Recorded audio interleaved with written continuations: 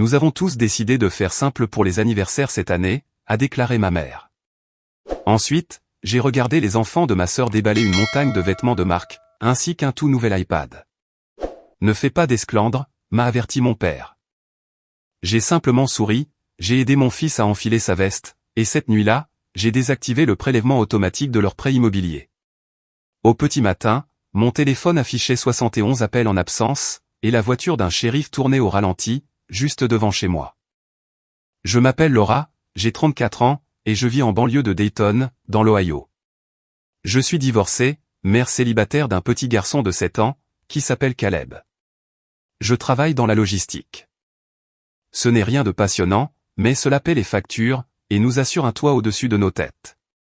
Mes parents, Jim et Diane, vivent toujours dans la même maison à 2 étages, celle où j'ai grandi. Quant à ma petite sœur, Britney, elle habite à 10 minutes de là, avec son mari Tyler, et leurs 3 enfants. Ma relation avec eux a toujours été compliquée. Ils sourient en public, mais au fond, ce sont le genre de personnes qui tiennent les comptes, et qui pensent toujours qu'on leur doit quelque chose. En février dernier, nous étions tous chez ma mère pour le repas du dimanche, lorsqu'elle a abordé le sujet. Nous avons tous convenu de célébrer les anniversaires plus simplement cette année, a-t-elle annoncé devant le rôti, comme s'il s'agissait d'un décret familial. Je me souviens avoir hoché la tête, en pensant qu'enfin, nous étions tous sur la même longueur d'onde. Les fins de mois étaient difficiles pour moi depuis le divorce, et pour être honnête, j'étais soulagé. Fini les jouets à 200 €, ou les efforts désespérés pour impressionner qui que ce soit. Juste un gâteau, des bougies, peut-être une pizza, et une carte. Tout le monde a approuvé. Britney était d'accord, elle aussi. Elle a même dit que c'était une excellente idée. J'aurais dû m'en douter. L'anniversaire de Caleb est arrivé en mars. J'ai organisé une petite fête, exactement comme nous l'avions convenu. Nous avons préparé un gâteau ensemble. Il a reçu quelques livres, une trottinette d'occasion dénichée sur Facebook Marketplace, ainsi qu'un ensemble de Lego acheté chez Target. Nous avons fait un pique-nique au parc, et mes parents ont débarqué avec un sac de courses rempli de friandises, et un puzzle emballé. Britney n'a rien apporté. Elle a prétendu l'avoir oublié chez elle. Caleb ne l'a même pas remarqué, mais moi, si. Puis est venu le mois de mai. Les jumeaux fêtaient leurs 8 ans. Quand nous nous sommes garés devant chez Britney, j'ai cru m'être trompé d'adresse. Toute la pelouse avant était couverte de ballons, dignes d'une vraie fête foraine. Il y avait un château gonflable dans le jardin, des tables de traiteur, une machine à graniter, et un camion de glace stationné sur le trottoir. Les enfants couraient partout en hurlant, pendant que les parents sirotaient du vin dans des gobelets. À l'intérieur, le salon ressemblait à un matin de Noël. Une véritable montagne de sacs de créateurs, de boîtes, et de papier cadeau s'y trouvait. On aurait cru assister à une fête d'anniversaire des Kardashians. J'ai tendu à Britney l'ensemble Lego à 10 €, que Caleb avait choisi pour chaque jumeau, accompagné d'une carte faite à la main. Elle m'a dit « merci ». À peine y a-t-elle jeté un œil. 10 minutes plus tard, les jumeaux déballaient des iPads assortis, et des piles de vêtements de marque, comme des sweats à capuche Yeezy Squishy, ou encore des AirPods. Caleb était assis par terre, et regardait en silence. Il n'a rien dit, mais je l'ai vu serrer ses petits poings, posés sur ses genoux. J'ai croisé le regard de mon père. Il a détourné les yeux, puis s'est approché, pour me chuchoter, « Ne fais pas de scandale, Jess ». Alors, je ne l'ai pas fait. J'ai souri, j'ai aidé Caleb avec son manteau, et je lui ai promis que nous irions manger une glace. Nous sommes rentrés chez nous, dans un silence complet. Ce soir-là, après que Caleb s'est endormi, je me suis assise sur mon canapé, en fixant le plafond. Je ressassais sans cesse toutes ces fois, où je leur avais rendu service. Britney m'appelait souvent, quand il lui manquait de l'argent pour son loyer. Mes parents s'appuyaient constamment sur moi, tout particulièrement pendant la pandémie. Lorsque papa a perdu son emploi, c'est moi qui ai restructuré leur prêt immobilier, en reliant temporairement le prélèvement automatique à mon propre compte. Ils n'ont jamais proposé de reprendre les paiements à leur charge. J'ai simplement laissé couler. Chaque mois, des centaines de euros sortaient de mon compte, et je n'ai jamais rien dit, jusqu'à cette fameuse nuit. À 22h41, je me suis connecté à ma banque, et j'ai désactivé le prélèvement automatique. Je n'ai pas prononcé un seul mot.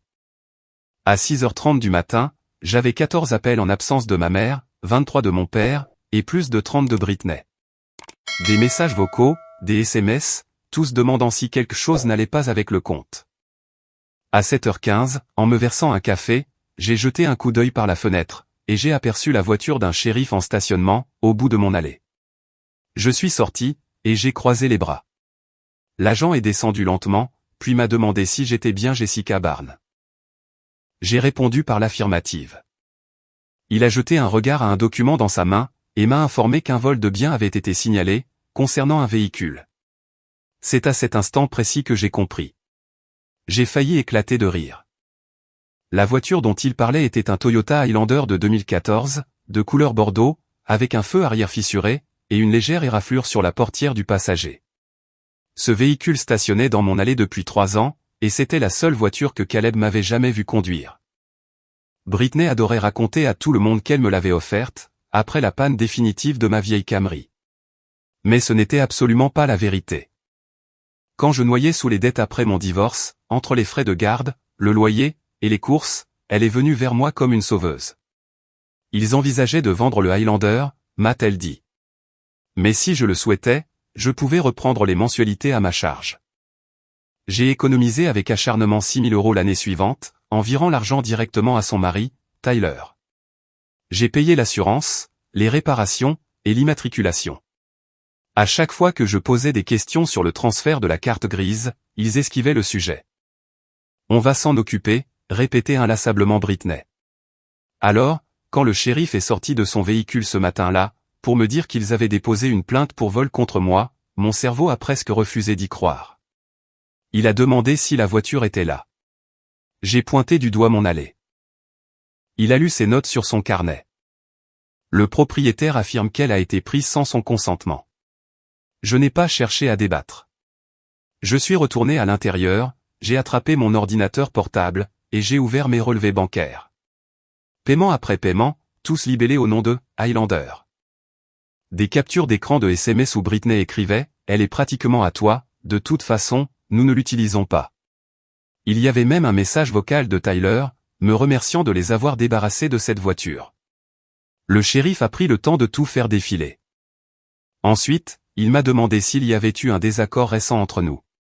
J'ai simplement esquissé un léger sourire. Il a fermé l'ordinateur, me l'a rendu, et a jeté un regard vers la route.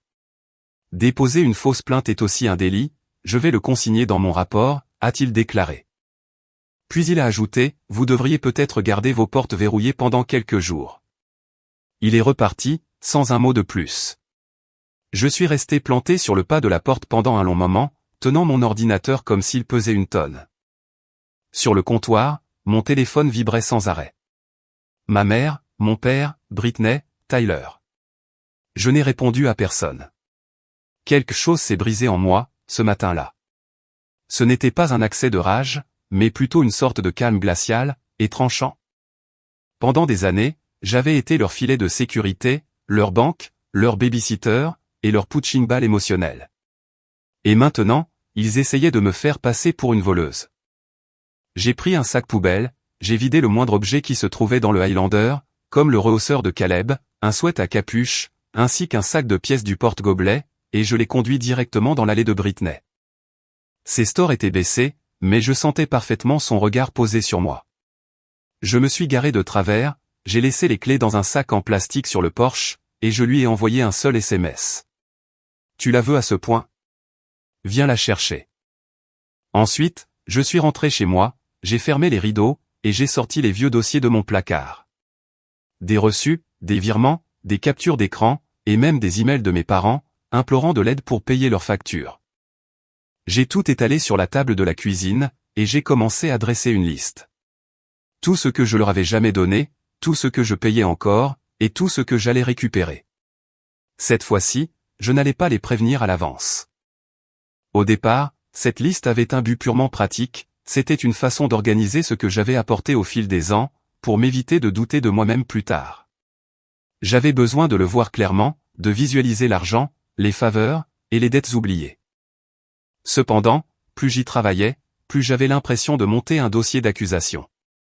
Pas pour le tribunal, mais pour moi-même. Comme si je rassemblais enfin les preuves irréfutables, que ce n'était pas moi la folle de l'histoire. En milieu de matinée, j'avais le dossier ouvert sur la table de la cuisine, avec mon ordinateur juste à côté. Je n'ai rien avalé. Je me suis contenté de préparer du café, je m'y suis attablé, et j'ai commencé à tout passer en revue. Le prêt immobilier venait en premier, c'était l'élément le plus évident, et le plus récent. J'avais co-signé le contrat pendant la pandémie, lorsque la cote de crédit de mon père s'était effondrée. Depuis, le prêt était toujours resté à mon nom. Ils n'ont jamais pris la peine de refinancer ce prêt, et n'ont même jamais posé la question. Les prélèvements avaient été discrètement retirés de mon compte, pendant 3 longues années. J'avais tout bloqué la veille au soir, et vu le nombre d'appels manqués, la banque avait déjà dû venir frapper à leur porte. Ensuite, il y avait le garde-meuble. Je l'avais complètement oublié, jusqu'à ce que je tombe sur un ancien débit, dans mon application bancaire. 67 € chaque mois. Ce box était rempli du bric-à-brac de ma mère, de tissus vieux de plusieurs décennies, de pots de peinture à moitié vides, et de vieilles affaires des enfants de Britney. Il m'avait demandé de le mettre à mon nom, quand il n'arrivait plus à payer. J'y suis allé en voiture l'après-midi même, et j'ai annoncé au gars derrière le comptoir que je résiliais le contrat. Il m'a précisé que les locataires avaient 2 semaines pour tout vider, avant que le contenu ne soit vendu aux enchères. J'ai hoché la tête, et j'en suis resté là. Mais c'est là qu'une chose inattendue s'est produite. De retour chez moi, alors que je triais des captures d'écran, j'ai reçu une alerte de connexion provenant d'un vieux compte PayPal. Je ne l'avais pas utilisé depuis des années. Au début, j'ai cru que quelqu'un essayait de me pirater, puis je me suis souvenu que c'était ce même compte que j'avais utilisé pour aider Britney à lancer sa boutique Etsy, il y a des années. Elle ne savait pas comment gérer les expéditions, ni administrer les paiements en ligne. Alors, je m'en étais chargé pour elle, sous mon propre nom, en utilisant mon propre identifiant fiscal, et en allant jusqu'à payer les publicités de lancement. Elle avait cessé de parler de la boutique 1 an auparavant, m'assurant que ça ne marchait pas, et affirmant l'avoir fermée. Sauf que, lorsque je me suis connecté, la vérité a éclaté. Sa boutique était toujours active. Et le comble dans tout cela, c'est que le solde du compte s'élevait à 3 862,19 €. J'ai fait défiler les transactions récentes. Les commandes affluaient depuis des mois. Des coffrets cadeaux sur mesure, des couvertures pour bébés, des tasses personnalisées. Elle gérait tout cela, en expédiant depuis chez elle, mais en utilisant l'ancienne infrastructure que j'avais mise en place, sous mon identité, avec mes informations fiscales, et mon nom sur le compte. J'ai fixé le solde pendant un long moment, puis j'ai calmement changé le mot de passe, j'ai supprimé son adresse d'expédition, et j'ai transféré l'intégralité de la somme vers mon compte personnel. D'un point de vue légal, chaque centime m'appartenait. Ainsi, je ne comptais pas garder cet argent, mais je refusais de la laisser faire comme si je n'existais pas. Plus maintenant. Le soir venu, j'étais épuisé, mais j'avais l'esprit plus clair que je ne l'avais eu depuis des années. J'ai emmené Caleb manger des pancakes, dans ce petit restaurant ouvert 24h24, tout près de chez nous. Il m'a raconté comment un écureuil avait essayé de voler sa barre de céréales à la récréation. Et pour une fois, j'ai ri de bon cœur. Nous n'avons parlé ni de Britney, ni de mes parents, ni du policier. Nous avons uniquement discuté de pancakes, de sirop d'érable, et de ses idées de costumes préférés pour Halloween. Quand nous sommes rentrés, il faisait nuit noire, et la lumière du porche était éteinte. Cependant, j'ai immédiatement remarqué la boîte. Il n'y avait aucun nom, aucune étiquette, elle était simplement posée sur la plus haute marche, comme si quelqu'un voulait qu'elle soit bien en vue. Je l'ai rentrée à l'intérieur, et je l'ai ouverte sur la table de la cuisine. À l'intérieur, se trouvaient les 2 boîtes de Lego, que Caleb et moi avions choisies pour les jumeaux de Britney. À un détail près, les jouets n'étaient plus dans leur emballage. Le premier était en 1000 morceaux. Le second était brisé en 2, et maculé d'une substance collante. Au fond de la boîte, il y avait un bout de plastique fondu, déformé, comme s'il avait été passé au-dessus d'une flamme. Il me l'avait renvoyé. Sans un mot, juste avec les pièces délibérément détruites. Je suis resté planté là à le fixer, pendant que Caleb se lavait les mains. Ensuite, j'ai silencieusement remis tout ce gâchis dans la boîte, je l'ai refermé avec du ruban adhésif, et j'ai conduit jusqu'à la maison de Britney. Je n'ai pas sonné. Je n'ai pas frappé à la porte. J'ai déposé la boîte sur le perron, et je suis reparti. Pas de mots de ma part non plus, mais c'était bien la dernière fois que je me montrais gentille. Il me restait encore 3 noms sur ma liste, et le prochain, c'était celui de ma mère. Je ne m'attendais pas à ce que la prochaine offensive arrive aussi vite. Le lendemain du jour où j'ai déposé les Legos cassés chez Britney, j'ai été réveillé par un message de groupe de ma mère. C'était la conversation qu'elle utilisait habituellement, pour organiser les réunions de famille. Elle ne s'en était pas servie depuis des mois. Le message était long, dramatique, et rédigé comme si elle prononçait une plaidoirie dans un tribunal, au lieu d'écrire un SMS à ses 2 filles. Elle disait avoir le cœur brisé. Elle affirmait que j'avais humilié la famille, et m'accusait de m'en prendre à tout le monde, pour un simple malentendu. Elle est même allée jusqu'à qualifier l'incident des Legos cassés de « problème de communication ». Selon elle, les jumeaux de Britney jouaient simplement un peu rudement, et n'avaient pas eu l'intention de tout casser. Puis, elle a écrit la phrase qui m'a fait arrêter de lire.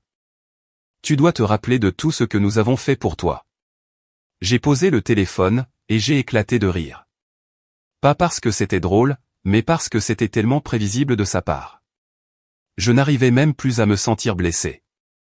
Ma mère s'était toujours perçue comme celle qui donnait sans compter, tandis que nous autres, ne faisions que prendre. C'était l'essence même de son identité. Peu importait que je paie leur hypothèque, leur garde-meuble, la voiture de Britney, ou encore sa boutique Etsy. Dans sa tête, c'était elle qui m'aidait à élever Caleb.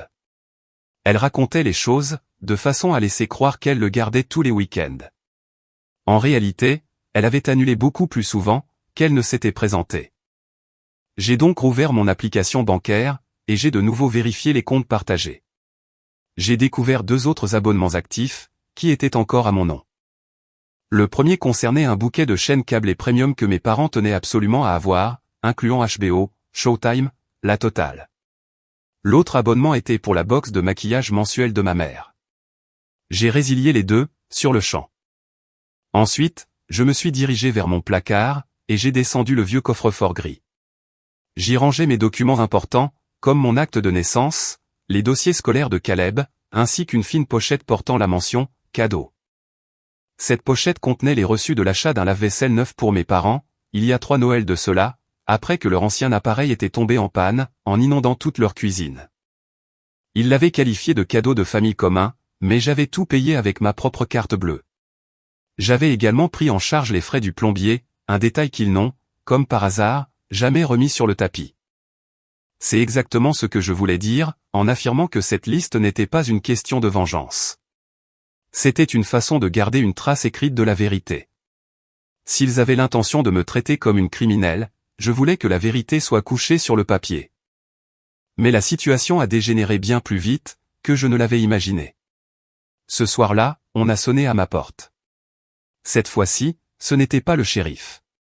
C'était un jeune homme d'une vingtaine d'années, tenant un porte-bloc, et affichant un air suffisant. Il m'a annoncé qu'il travaillait pour une agence de recouvrement de créances. Il prétendait avoir été engagé pour recouvrer un prêt, concernant un véhicule, et une aide ménagère. Je lui ai demandé qui l'avait engagé, et il m'a répondu, sans hésiter, « Votre mère ». J'ai cligné des yeux, complètement abasourdi.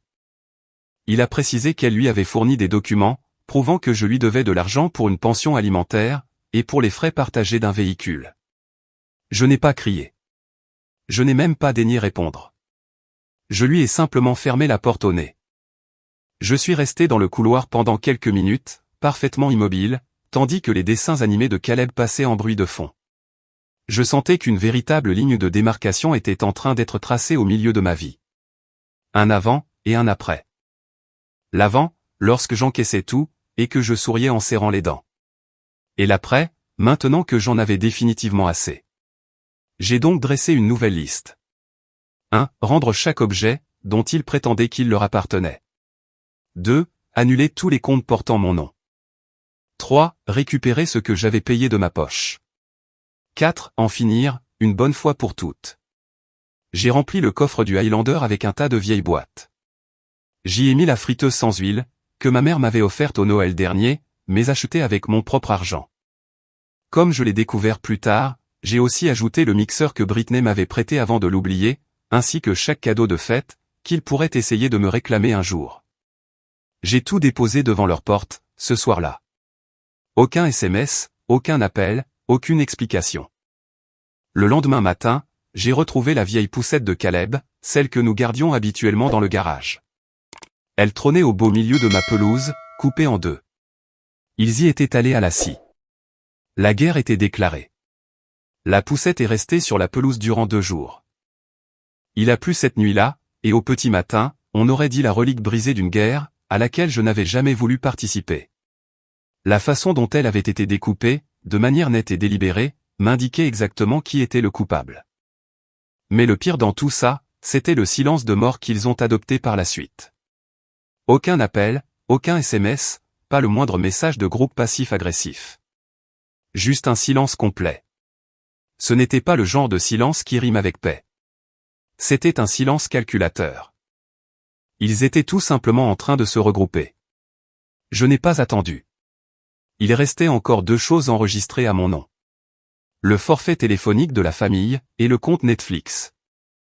Je les avais rajoutés sur mon compte il y a des années, à une époque où ma cote de crédit était meilleure, et mes revenus plus confortables. On m'avait juré que ce ne serait que pour quelques mois, juste le temps que papa se remette sur pied. Les mois se sont transformés en années. En premier lieu, je me suis attaqué au forfait téléphonique. Je me suis connecté au portail du fournisseur, et je suis allé directement sur la page de gestion du compte. Mon numéro s'affichait tout en haut, suivi de celui de Britney, puis de ceux de mon père et de ma mère, tous répertoriés comme utilisateurs secondaires. Tous, entièrement payés par mes soins.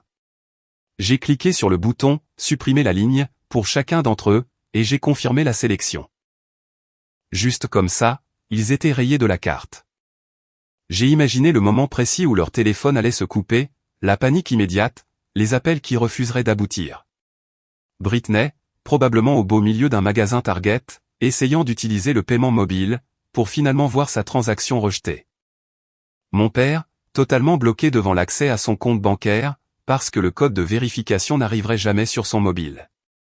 Ensuite, je suis allé sur Netflix, j'ai modifié le mot de passe, et j'ai déconnecté tous les appareils. J'ai renommé le profil en « Fini de profiter ». Je ne me sentais même pas coupable. Dès le lendemain matin, le cirque a recommencé. Britney a ouvert le bal. Son SMS était laconique. Sérieusement? Tout ça pour une fête d'anniversaire? Puis, maman a enchaîné, en m'écrivant un véritable roman. Elle m'a traité de gamine. Elle m'a accusé d'être rancunière. Et elle a ajouté que je faisais du mal à toute la famille. Mon passage préféré, c'est lorsqu'elle a écrit « Nous restons tes parents ». Comme si ce simple fait lui donnait tous les droits. Puis est venu le tour de mon père. Une seule phrase. « Tu auras des nouvelles de mon avocat ». Celui-là m'a vraiment fait éclater de rire. En retour, je n'ai envoyé qu'un seul message, destiné à eux 3. J'ai un avocat moi aussi, et un dossier bien rempli avec chaque reçu. Réfléchissez très prudemment à votre prochaine action. Dans la foulée, j'ai appelé le mien. Ce n'était pas un grand avocat prestigieux. C'était juste Dan, un gars de la région qui m'avait aidé à traverser mon divorce, mais il était d'une intelligence redoutable. Je lui ai tout envoyé par email. Les documents du prêt immobilier, les fils de discussion SMS, les captures d'écran, les historiques de paiement, sans oublier l'incident avec le shérif, et la poussette trucidée sur ma pelouse. Il m'a rappelé 20 minutes plus tard, et m'a assuré que s'il tentait la moindre action en justice, il perdrait à coup sûr. Et s'il continuait à faire pression, nous avions largement de quoi contre-attaquer, avec une plainte pour harcèlement, et une action au civil. Il m'a même proposé de leur envoyer une mise en demeure officielle. J'ai répondu oui, sans hésiter. Ce soir-là, j'ai ramené les toutes dernières affaires qui traînaient encore chez moi. Le fameux mixeur que Britney m'avait prêté, une boîte à outils que mon père m'avait obligé à emprunter, soi-disant indéfiniment, ainsi que quelques vieilles décorations que ma mère n'arrêtait pas de me réclamer. J'ai tout mis dans une boîte, j'ai mis des étiquettes avec leurs prénoms, et je les laissais sur leur perron. J'ai agi exactement comme si je rendais des objets à un voisin, en qui je n'avais plus la moindre confiance. Sans aucun message, ni avertissement. S'en sont suivis 2 jours de silence absolu. Un calme plat, qui a duré jusqu'au dimanche matin. Je pliais tranquillement le linge, quand Caleb a crié « Maman, il y a quelqu'un ». C'était Britney, et elle était seule. Les cheveux noués en chignon, sans une once de maquillage, et vêtue d'un sweat à capuche qui semblait bien trop grand pour elle. Elle tenait une enveloppe Kraft entre ses mains, et n'a prononcé aucun mot, lorsque j'ai ouvert la porte. Elle me l'a tendue, s'est contentée de dire « Tu as gagné », puis elle a fait demi-tour. À l'intérieur, se trouvaient 5 chèques différents. L'un était libellé au motif du « remboursement de la voiture », un autre pour le « solde Etsy », un troisième pour « garde-meubles et factures », un quatrième pour « frais divers », et le tout dernier, rédigé de la main de ma mère, indiquait simplement « pour tout le reste ». Il y avait aussi un mot manuscrit de Britney. Elle disait qu'elle était désolée. Elle reconnaissait que la fête d'anniversaire avait été excessive et stupide. Elle avouait qu'elle n'aurait jamais pensé que les choses iraient aussi loin. Elle ajoutait que maman et papa fulminaient encore de rage, mais qu'elle, de son côté, était fatiguée de toute cette histoire. Je suis restée assise devant ces chèques pendant un bon moment. Puis, je les ai tous passés à la déchiqueteuse. Je n'ai pas fait ça par mesquinerie, mais parce qu'il n'avait jamais été question d'argent. Je ne voulais pas le récupérer. Je ne voulais pas davantage de leurs excuses. Je refusais qu'il reste le moindre lien, m'attachant à des personnes qui ne me considéraient que comme un simple outil, à leur entière disposition. Tout ce que je désirais, c'était la paix. Et j'y étais enfin, vraiment, tout prêt. Ils n'ont plus jamais essayé de me contacter après cette fameuse enveloppe. Pas un seul appel, pas le moindre SMS, et même pas un message amical de façade, transmis par l'intermédiaire d'un cousin, ou via une conversation de groupe visant à me culpabiliser. Le silence radio absolu. Pour la toute première fois de ma vie d'adulte, j'ai senti que l'air changeait, tout autour de moi. C'était comme si une force invisible m'avait écrasé la poitrine pendant des années, et que je ne l'avais remarqué qu'au moment même où elle s'était dissipée. Je me souviens m'être promené dans mon appartement, le lendemain matin. Tout m'y semblait immobile, et apaisé, de la plus belle façon qui soit. Cette semaine-là, je les ai tous bloqués. Chaque numéro de téléphone, chaque adresse email, ainsi que tous les comptes sur les réseaux sociaux. Je ne leur ai envoyé aucun message d'adieu. Je n'allais pas leur donner la satisfaction de savoir que tout cela m'avait profondément affecté. Je ne voulais pas qu'ils détournent cela à leur avantage, eux non plus. Je n'arrêtais pas de repenser à tout ce temps où je les avais laissés exister dans ma vie, comme s'ils avaient le droit inaliénable d'y être. Et la vérité, c'est que j'étais plus en colère contre moi-même que contre eux. J'enrageais pour toutes ces années où j'avais continué à faire de la place pour des gens qui prenaient tout ce que j'avais à offrir. Des gens qui ne se sont jamais demandé une seule fois s'il m'en restait suffisamment pour moi-même. La guérison ne s'est pas manifestée sous la forme d'une transformation spectaculaire.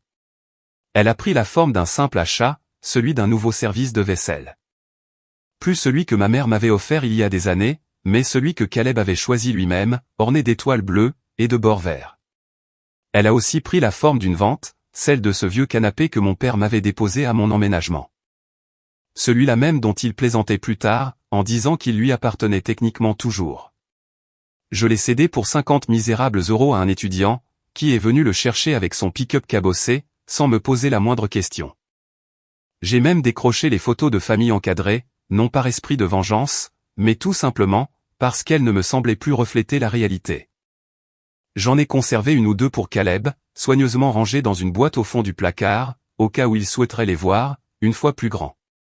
Mais pour le reste, j'ai fait don des cadres à des œuvres de charité, et les photos sont passées directement à la déchiqueteuse. C'est alors que quelque chose d'étrange s'est produit. J'ai commencé à me souvenir des choses, sous un angle totalement différent. Il ne s'agissait pas seulement des disputes, ou des sempiternelles tentatives de culpabilisation, mais de tout petits détails. La façon dont maman avait l'habitude de me dire que je lui étais redevable, pour avoir sacrifié ses rêves à mon profit, même lorsque j'essayais simplement de choisir une université. La façon dont papa m'a déclaré, un jour et sans aucun détour, qu'il ne me rembourserait jamais le prêt que je lui avais accordé, parce que, la famille, c'est fait pour ça. La façon dont Britney me demandait de garder ses enfants, pour ensuite faire le mort pendant des jours, jusqu'à ce qu'elle ait besoin d'un nouveau service. Ce n'étaient pas des incidents isolés, c'était un véritable schéma répétitif. Mais aujourd'hui, ce cycle destructeur était enfin rompu. Une semaine après le dénouement de cette histoire, j'ai reçu une lettre officielle par courrier, en provenance de l'agent de recouvrement. Elle stipulait que la réclamation à mon encontre avait été annulée, et qu'il ne restait plus aucun solde impayé. Aucune excuse, juste l'aveu silencieux de leur reculade. Mon avocat avait mené la charge de manière bien plus offensive que je ne l'aurais imaginé. Apparemment, il avait été question de déposer plainte contre eux, pour harcèlement caractérisé. Ce soir-là, j'ai autorisé Caleb à se coucher tard. Nous avons commandé une pizza, construit un immense fort dans le salon, et regardé un film en streaming avec un nouveau compte Netflix. Le mien, celui qui portait mon nom, et sur lequel ne figuraient que nos deux profils. Il s'est endormi au beau milieu du film. Moi, je n'ai pas fermé l'œil. Je suis resté assise là, entouré d'un joyeux bazar de coussins et de miettes, à le regarder dormir paisiblement. Je pensais simplement, ça y est, c'est fait. Plus de chaos, plus de drame constant, et fini ce jeu d'équilibriste permanent, pour être leur fille, leur distributeur de billets, ou leur éponge émotionnelle. Il n'y a plus que cette paix, simple, et profondément silencieuse. Dans les jours qui ont suivi, j'ai fait bien plus que nettoyer mon appartement. J'ai arrêté de suivre nos connaissances communes sur les réseaux, tous ceux qui tentaient désespérément de rester neutres.